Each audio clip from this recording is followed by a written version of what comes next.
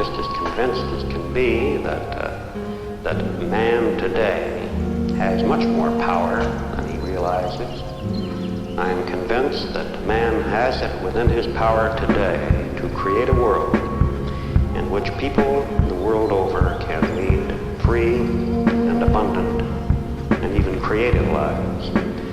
And that starting now, applying the power we have is none too soon. We have already waited to the point where we are in very serious danger of painting ourselves into a corner.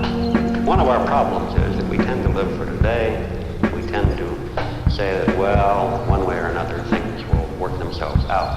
We can no longer afford to behave that way. We must take a long-range view of man and his problems, and we must attempt to the best of our ability to look into the future, to ask where we are heading, and if we don't like where we're heading, then to start now to do something about it.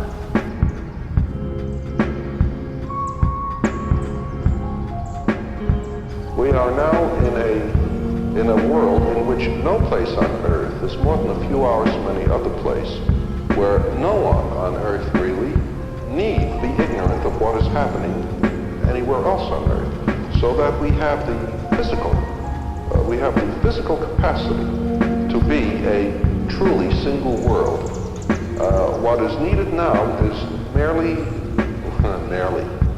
what is needed now is getting rid of our habits of thought that date back to the time when every little valley on earth was far removed from every neighboring valley, when every little city was a separate little world. And this is difficult to do.